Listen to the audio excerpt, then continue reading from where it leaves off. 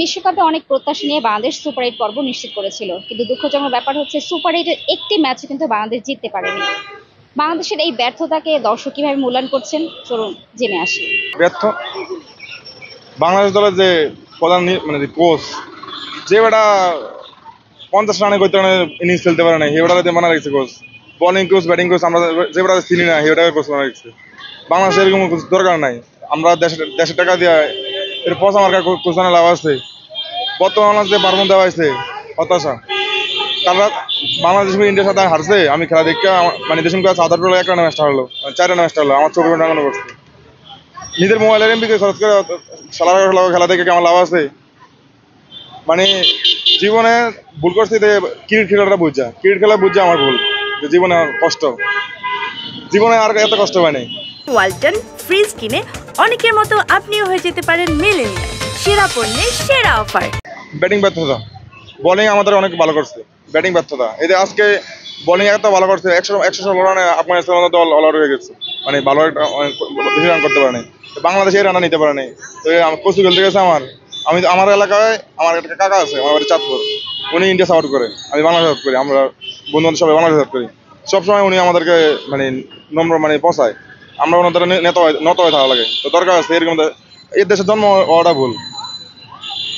আমি যদি সাকিব আল হাসান বলে দেশের সেরা, মানে দেশ মানে বিশ্ব সেরা অলরাউন্ডার, বিশ্ব সেরা অলরাউন্ডার কিভাবে হলো?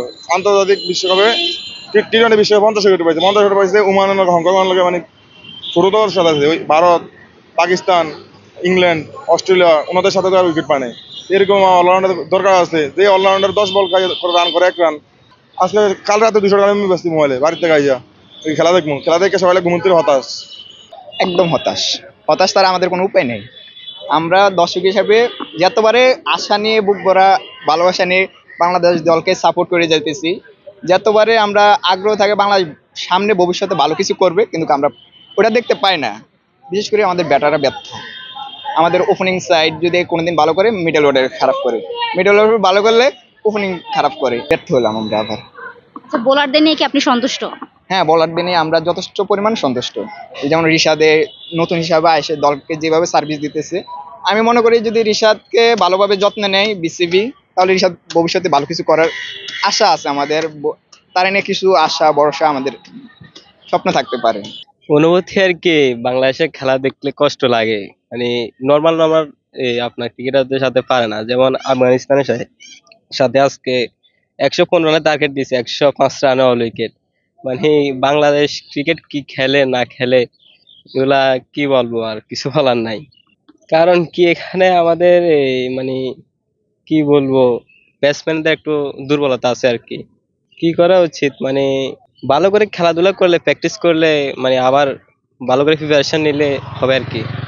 না না, বোলার দা ঠিক আছে, বোলার সবগুলা ঠিক আছে আমি মনে করি। বাংলাদেশের যতগুলো বোলার আছে সবগুলাই ঠিক আছে, ভালো ভালো বল করে। বিশ্বকাপের মূল মঞ্চে যাওয়ার আগে বাংলাদেশ যদিও বলেছিল প্রত্যাশার পারদ নিম্নমুখী রাখবে, তবে দর্শক হতাশ এবং তারা এই বাংলাদেশের ব্যর্থতাকে সহজভাবে মেনে নিতে পারেনি, করছে হতাশা প্রকাশ। ফারজানা ববি, মানবজমিন।